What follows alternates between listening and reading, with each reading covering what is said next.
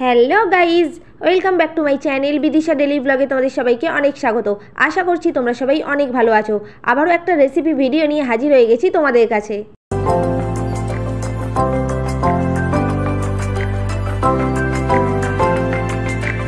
এই রান্নাটা বাঙালির যে কোনো শুভ অনুষ্ঠানেই হয়, জন্মদিন, অন্নপ্রাশন, যে কোনো অনুষ্ঠানই বলো না কেন। আমি কি রান্না করার কথা বলছি তোমরা হয়তো প্রথমে সেটা দেখে বুঝতেই পেরেছো। আজকে আমি পায়েস রান্নার ভিডিওই তোমাদের সঙ্গে শেয়ার করব। প্রথমে বলে দিই পায়েস রান্নার জন্য উপকরণে কি কি লাগবে। ঘি, তেজপাতা, এলাচ, কাজু, কিশমিশ, দুধ, কামিনী আতপ চাল, চিনি, অল্প পরিমাণে নুন, খেজুর গুড়, খোয়া ক্ষীর, এই উপকরণগুলোই লাগবে। প্রথমে কিন্তু দুধটা ভালো করে ফুটিয়ে নিয়েছে, তারপর একটা বড় ডেচকির মধ্যে ঘি দিয়ে দিয়েছে। ঘি দেওয়ার পর ওর মধ্যে কিন্তু তেজপাতাও দিয়ে দিয়েছে। বড় জায়গাটা এই কারণেই নিয়েছে যাতে পায়েস করার সময় দুধ না উদলে যায়, সেই জন্য। তারপরে কামিনী আতপ চালটা ভালো করে ধুয়ে নিয়ে ঘিয়ের মধ্যে দিয়ে হালকাভাবে নাড়াচাড়া করে নিয়েছে। চাল ভালো করে নাড়াচাড়া করে নেওয়ার পর ওর মধ্যে কিছুটা দুধ দিয়ে ভালো করে ফুটিয়ে নিয়ে থেতো করা এলাচ দিয়ে দিয়েছে। এলাচ দেওয়ার পর পায়েসের গন্ধটা কিন্তু দুর্দান্ত লাগে।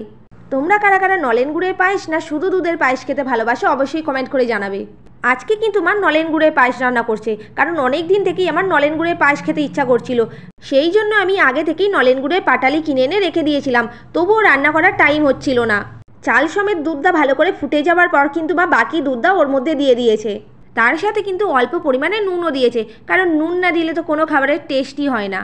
তোমরা যারা যারা আমার ভিডিও দেখছো তাদেরকে আমি প্রথমেই বলি আমার চ্যানেলটা সাবস্ক্রাইব করে দিয়ে আমার পাশে থাকবে। তোমাদের জন্য আমি আরও ভালো ভালো ভিডিও বানানোর চেষ্টা করব। চালটা কিন্তু আগের থেকে অনেকটাই বেড়ে গেছে, তোমরা তো দেখে সেটা বুঝতেই পারছো। সেই জন্য মা কিন্তু পরিমাণ মতো চিনিও দিয়ে দিয়েছে। পায়েসের মধ্যে চিনির পরিমাণটা কিন্তু অল্পই দিয়েছে, কারণ নলেন গুড় দেওয়ার পর কিন্তু পায়েসটা এমনিতেই মিষ্টি হয়ে যাবে।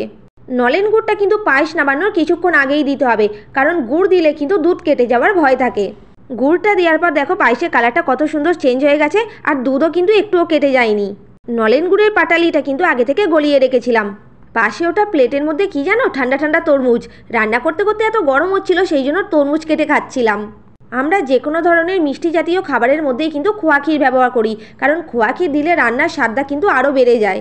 এই খোয়া ক্ষীর যে কোনো মিষ্টির দোকানেই পাওয়া যায়, আর খোয়া ক্ষীর দিলে না যে কোনো মিষ্টি জাতীয় খাবারের না ঘনত্বটা খুব সুন্দর হয়। তোমরাও একবার এইভাবে বাড়িতে পায়েস বানিয়ে খেয়ে দেখো, খুবই ভালো লাগবে।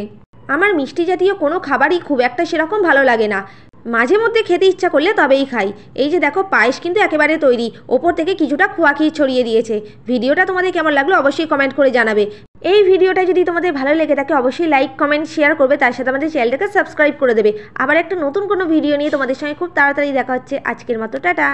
এইটা হচ্ছে আমার ইনস্টাগ্রাম আইডি, তোমরা চাইলে ফলো করে দিতে পারো।